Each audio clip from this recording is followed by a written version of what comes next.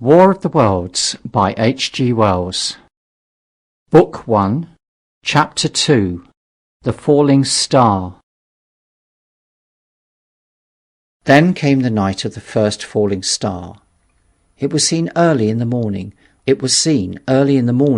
rushing over Winchester eastward, a line of flame high in the atmosphere. Hundreds must have seen it and taken it for an ordinary falling star. Albin described it as leaving a greenish streak behind it that glowed for some seconds.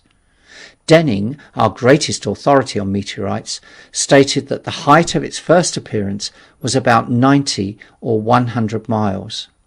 It seemed to him that it fell to earth about 100 miles east of him. I was at home that hour and writing in my study, and although my French windows face towards Ottershaw, and the blind was up, for I loved in those days to look up at the night sky, I saw nothing of it. Yet this strangest of all things that ever came to earth from outer space must have fallen while I was sitting there, visible to me had I only looked up as it passed.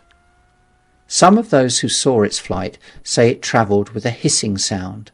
I myself heard nothing of that. Many people in Berkshire, Surrey, and Middlesex must have seen the fall of it, and, at most, have thought that another meteorite had descended. No one seems to have troubled to look for the fallen mass that night. But very early in the morning, poor Ogilvy, who had seen the shooting star, and who was persuaded that a meteorite lay somewhere on the common between Horsell, Ottershaw, and Woking, rose early with the idea of finding it. Find it he did, soon after dawn, and not far from the sand pits.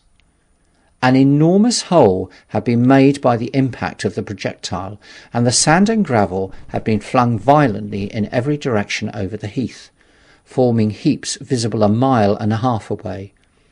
The heather was on fire eastward, and a thin blue smoke rose against the dawn.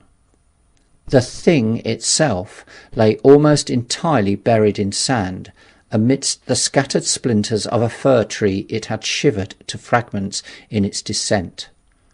The uncovered part had the appearance of a huge cylinder, caked over and its outline softened by the thick, scaly, dun-coloured incrustation. It had a diameter of about 30 yards.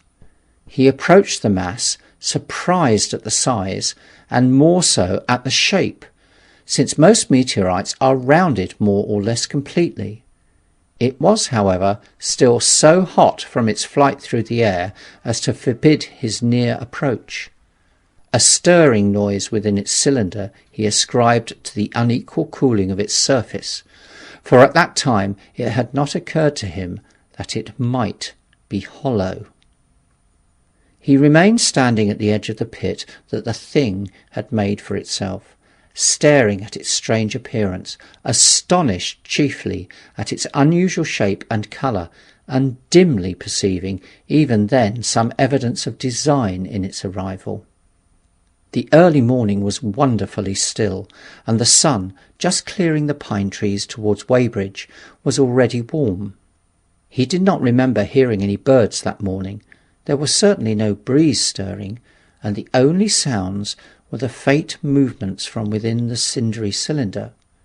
He was all alone on the common. Then suddenly he noticed with a start that some of the grey clinker, the ashy incrustation that covered the meteorite, was falling off the circular edge of the end.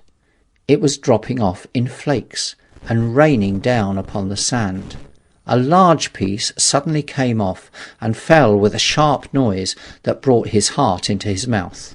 For a minute he scarcely realized what this meant, and although the heat was excessive, he clambered down into the pit close to the bulk to see the thing more clearly.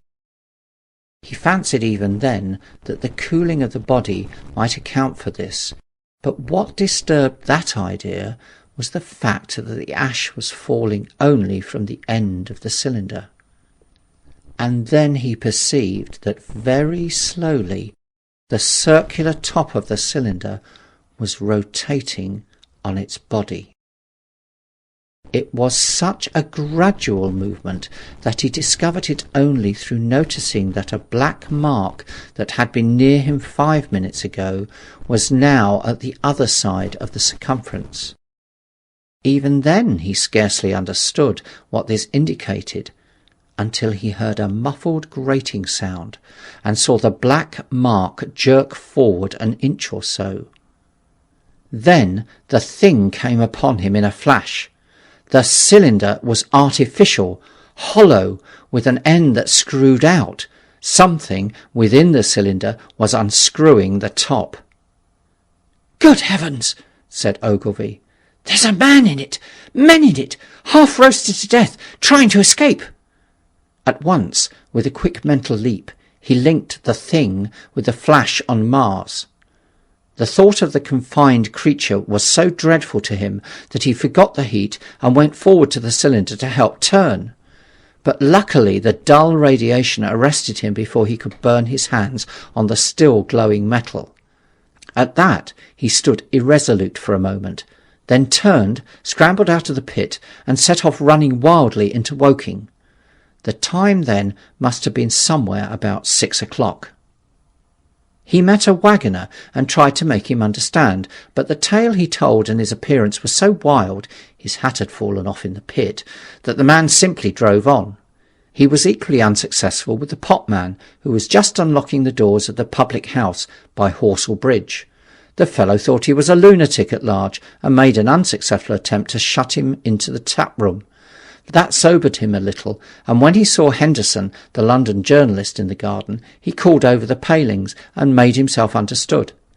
"Henderson," he called, "you saw the shooting star last night?"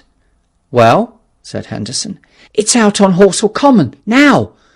"Good Lord," said Henderson, "fallen meteorite? That's good." "But it's something more than a meteorite. It's a cylinder, an artificial cylinder, man, and there's something inside." Henderson stood up with his spade in his hand. "What's that?" he said. He was deaf in one ear. Ogilvy told him all that he had seen. Henderson was a minute or so taking it in. Then he dropped his spade, snatched up his jacket, and came out into the road.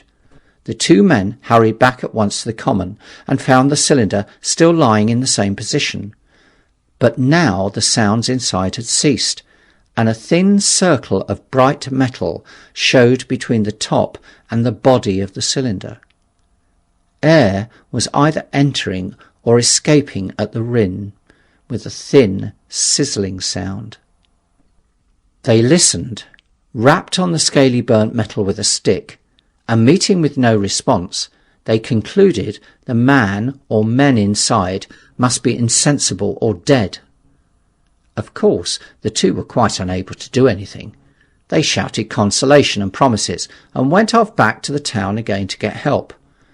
One can imagine them, covered with sand, excited and disordered, running up the little street in the bright sunlight, just as the shop folks were taking down their shutters and people were opening their bedroom windows.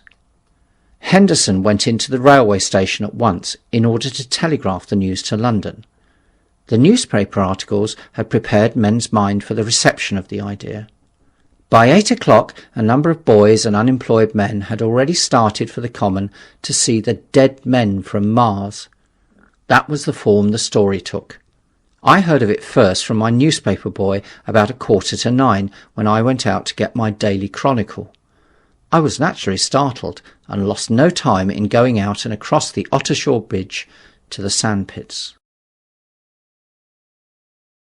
End of chapter 2.